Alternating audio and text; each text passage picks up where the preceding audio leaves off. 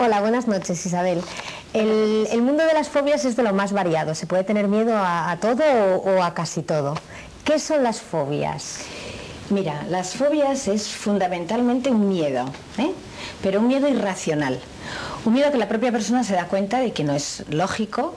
Es un miedo excesivo, exagerado, que se acompaña de manifestaciones físicas, de alteraciones fisiológicas, a veces ante situaciones concretas, a veces ante objetos o cosas y a veces ante espacios abiertos, cerrados, etcétera. Luego hay multitud de fobias, hay un montón de nombres diferentes que ponerles a los distintos miedos que todos vamos desarrollando a determinadas cosas y mucha gente. Y eso era lo que te quería preguntar ahora. ¿Qué distintos tipos de fobias existen? Mira, las clasificaciones, digamos, del manual de diagnóstico y de trastornos establece exactamente tres tipos diferentes. Una son las fobias específicas, que serían aquellas fobias a cosas muy concretas. Por ejemplo, fobia a la noche, que se llama nictofobia, claustrofobia a los espacios cerrados. Me la pido. Te la pides a los ascensores. De la pides, fobias animales, insectofobias, cancerofobias a la enfermedad del cáncer, etcétera, etcétera. Hay muchísimas, pero son fobias, miedos a cosas muy concretas y específicas. Luego hay un gran apartado que desgraciadamente incluye muchísimos casos, que es la agorafobia. La agorafobia, aunque la palabra en sí quiere decir miedo intenso a los espacios abiertos, que viene de agora, que es a espacio abierto, en realidad no es eso. En realidad, las personas que padecen una agorafobia son personas que ante todo y sobre todo tienen miedo a sufrir un ataque de pánico, que realmente es lo que acompaña de alguna manera a ese miedo, un ataque de pánico en algún sitio en el que no pueda escapar. Por ejemplo, pues en autobuses, en medios de transporte, en sitios en los que hay multitudes, en quedarse incluso, ir solo por la calle y no poder tener la ayuda de una persona de confianza. Suele ser gente que al final se acaba quedando en casa porque le da miedo realmente salir.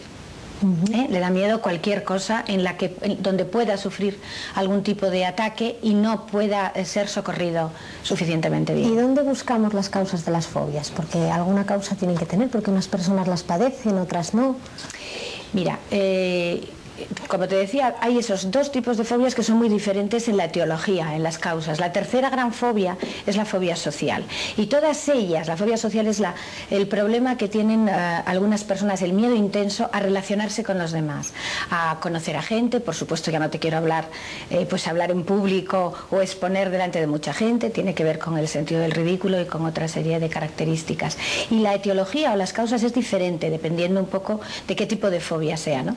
Las fobias específicas a cosas muy concretas normalmente suelen ser aprendidas, es decir, se desarrollan a partir de una situación, de algo que ha pasado y que nosotros hemos asociado con miedo, posiblemente en la infancia o incluso posteriormente, pero que hemos vivido una situación de mucho estrés asociado a insectos, asociado al ascensor, asociado al avión, que es muy típico y muy característico, ese miedo que sientes y luego lo aprendes. Por lo tanto, eso es algo aprendido.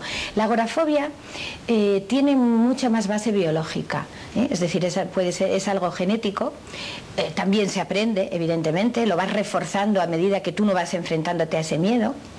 Y luego la fobia social también tiene que ver con causas más genéticas que otra cosa.